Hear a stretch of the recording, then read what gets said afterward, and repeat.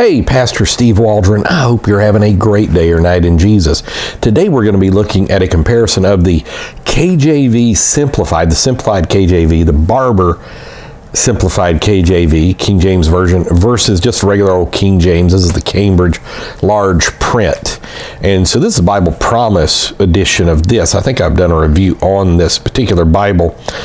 And I did kind of a thing on the translation several months ago, maybe over a year ago. But let's just see how they read, some key passages. So the goal is today we're going to do the Old Testament, and then God willing, the next day or two, do some Old Testament key passages and just read them.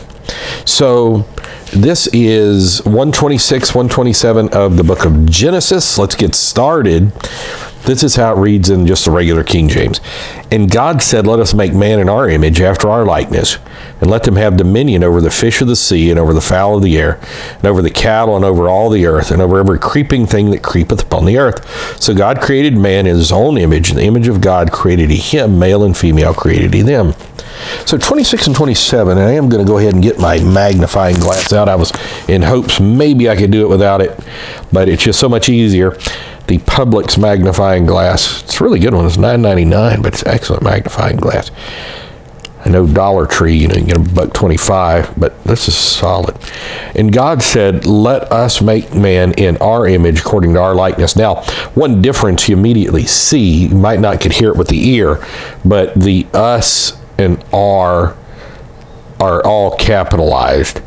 And let them have dominion over the fish of the sea, and over the fowl of the air, and over the cattle, and over all the earth, and over every creeping thing that creeps on the earth. So God created man in his own image. In the image of God created he male and female. He created them. In the image of God he created him. Okay, there it is.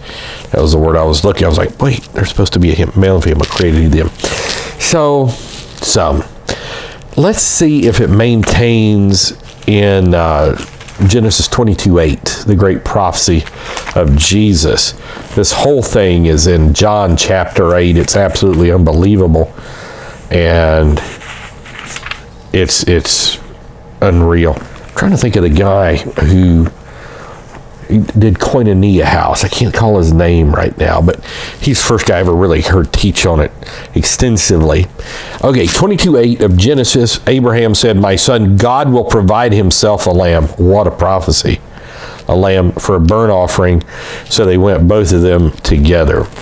And so 22:8 here, that's one thing that New King James really messes up too. And Abraham said, my son, God will provide himself a lamb for a burnt offering. So both of them went together. So that's not looking too bad. Okay, so let's go to 49:10. This is another prophecy of Messiah. There at the blessing of Jacob and the patriarchs. So Genesis 49:10. Genesis 49:10. Yeah, there it is. And so it's kind of a paragraphy kind of Bible, so it's hard to find here. So I may have to start at 8. So Judah, you're he whom your brothers shall praise.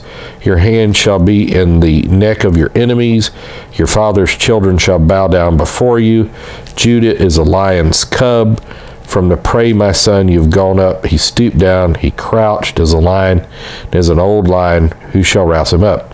The scepter shall not depart from Judah, nor a lawgiver from between his feet, until Shiloh comes. That's Jesus, the tabernacle of God in flesh, the glory of God in flesh. To him shall the gathering of the people be. Okay, so that's looking good, at least in verse 10. Judah, thou art he whom thy brethren shall praise. Thy hand shall be in the neck of thine enemies. That's really similar.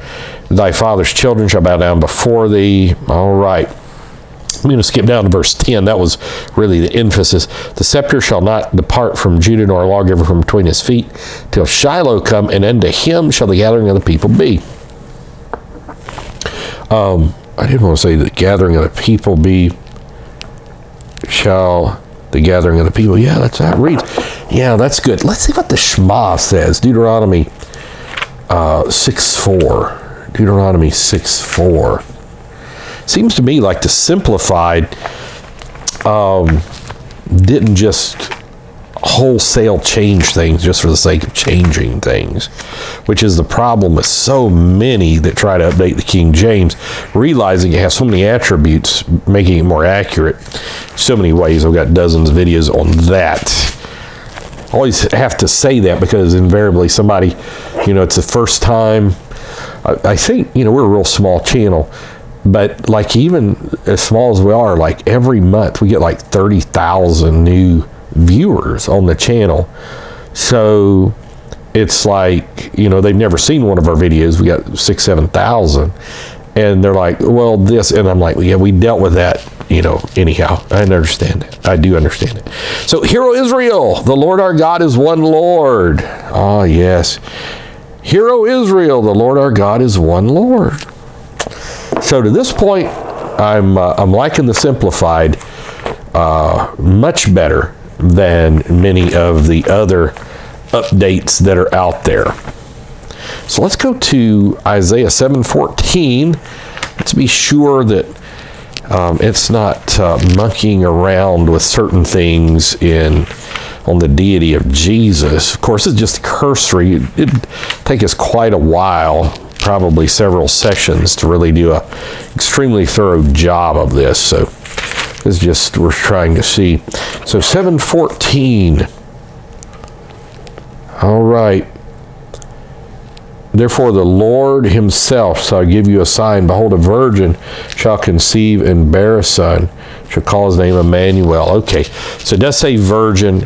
I'm going to say most people know what the King James says. So just for the sake of time, well, I'm not going to read that and say that it sounds pretty good, just right off the cuff. Okay, so 9:6. For unto us a child is born, unto us a son is given.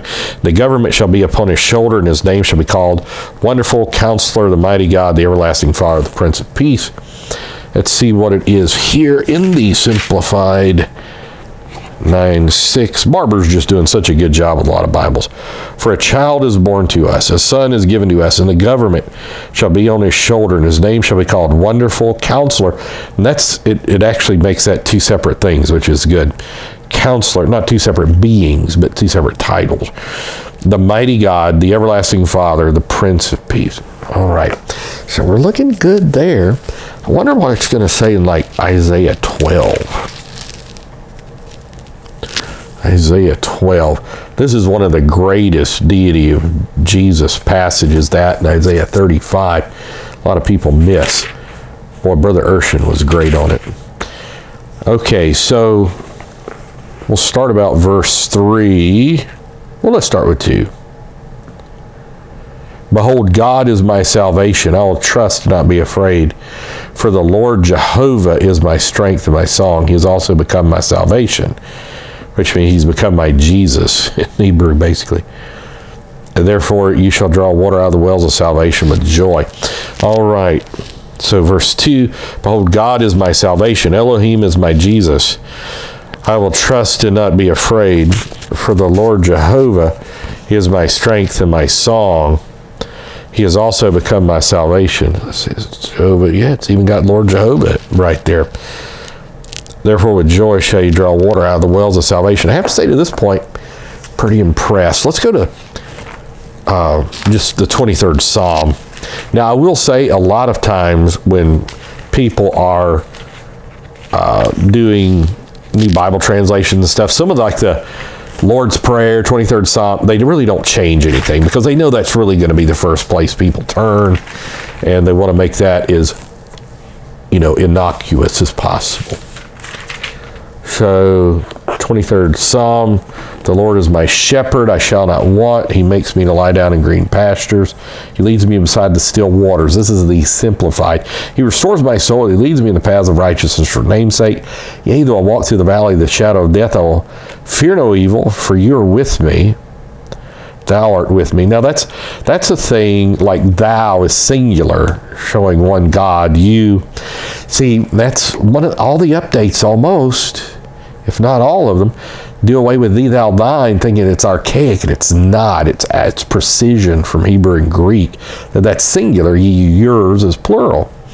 You're with me, your rod and your staff, they comfort me. You prepare a table for me in the presence of mine enemies. You anoint my head with oil, my cup runs over. Surely goodness and mercy shall follow me all the days of my life. And I will dwell in the house of the Lord forever. So I'm going to say, except maybe for the capitalizations in 126 and just blowing it on accuracy by somehow this mistaken belief that that's archaic language, it's better than most. It's going to be one of the best translations, updates. I don't know if it's an official translation, if you know what I'm saying, or they just updated, that's out there, but still, it's not going to be as accurate as the King James. I understand the King James has archaic words. I just prefer to get me one of those little 65-cent things from Chick Publications by David Daniels and look up archaic words, or many Bibles have them. Holman has a great King's English thing. But let's look at the New Testament. We'll do that tomorrow. So God bless. Check out our other videos. Thanks for being here. Bye-bye.